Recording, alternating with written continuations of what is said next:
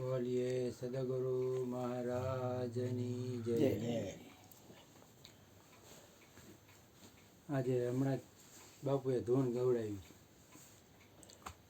સોહમ સોહમ ગાયે જા, તું બંદગી કો बढ़ाए जा, वो खुद ही मिलने आएगा, तेरा पंथ ही तो बढ़ाए जा, सोहम सोहम ગાયે જા. એટલે કે આપણી બંદગી કેવી છે, બંદગી એટલે પ્રાર્થના. કે આપણી બંદગી એવી હોય ને તો એને ખુદને સામે ચાલીને આવવું પડે, કહેવાનું ભાવાર્થી. તેનો એક પ્રસંગ એવો ટચ થયો, મેં વાંચ્યો હતો. એમાં એવું હતું કે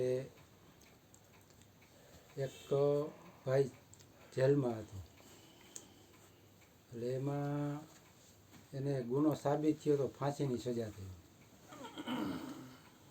એટલે એણે જજ સાહેબે એને ફાંસી અગાઉ પૂછ્યું કે ભાઈ તારી કાંઈ ઈચ્છા હોય તો. એટલે કે મારી કાંઈ ઈચ્છા નથી, પણ કે હું છે ને સાહેબ નિર્દોષ છું કે.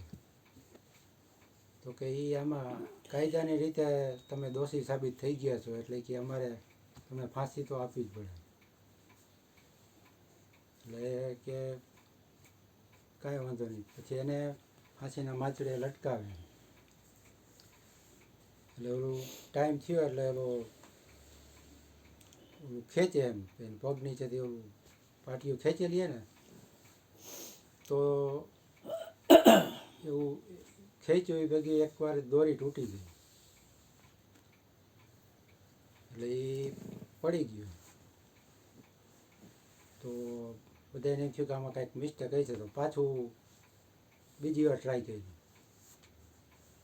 તો એને ગમે એમ થયું, 2-3 વાર એવું થયું તો એ દોરી તૂટી ગઈ. એટલે એ પછી બધાને એમ થયું કે આજે કે મુલતવી રાખો, ગમે કંઈક વાંધો છે એમ.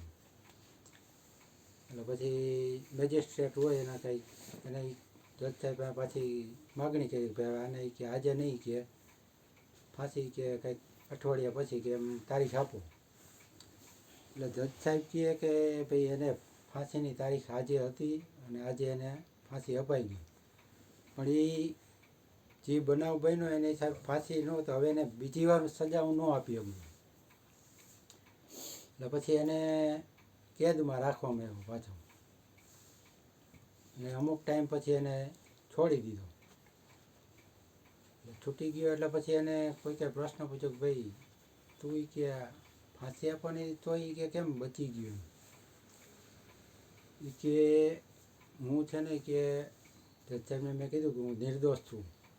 કે એ ન માન્યા. પછી મેં કે મનોમન પ્રાર્થના કરી. હું સતત મારી પ્રાર્થના ભગવાન હતી કે ભાઈ હું નિર્દોષ છું, છતાં કે મને કેમ ફાંસી. એટલે હું મારી કદાચ પ્રાર્થના એને કે ટચ થઈ ગઈ હશે, એટલે એણે મને બચાવી લીધો. એટલે જો બંદગી એવી થાય તો એ ભગવાન સામો આવ્યો એનું પ્રત્યક્ષ પ્રમાણ આપે.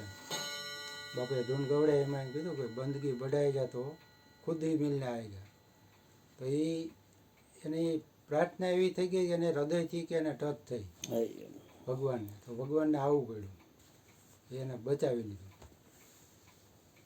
તો એવો જ એક પ્રસંગ પ્રમુખ સ્વામી મહારાજનો વાંચ્યો હતો. એ એક વિદેશ હતા અને સત્સંગને બધું પતી ગયું. પછી તો સંતો તો મોડે સુધી જાગતા હોય, તો 1:30-2 વાગે એ ઉઠીને બાલ્કનીમાં આંટા મારતા હતા. તો એની હારે કોઈ અનુયાયી હોય જ લગભગ. મેં પૂછ્યું કે બાપુ એ કે અત્યારે એ કે શું તમે કે આમ થોડાક ઉચાટમાં હોય, વ્યગ્ર હોય એવું લાગો છે કે કાંઈ. તો કે હું કે ખુદ ભગવાનને પ્રાર્થના કરું. તો કે અત્યારે ભગવાનને પ્રાર્થના, તો કે આપણા ગુજરાત રાજ્યમાં કે દુકાળ જેવી સ્થિતિ છે, હું પ્રાર્થના કરું છું કે અહીંયા વરસાદ પડે. એટલે સંતોનું કામ એવું પરોપકાર માટે, અને એને નિષ્ઠા હોય કે ભગવાન કાંઈક મારું સાંભળજો. એટલે કે હું પ્રાર્થના કરું તો સંતોનું જીવન જ એવું કે એ પરોપકાર ઉપર એમ એ પોતાના માટે કંઈ કરવું ન હોય. હરી બોલીએ સદગુરુ મહારાજની અરે વાહ. બોલો ગોર્ધન ભગવાન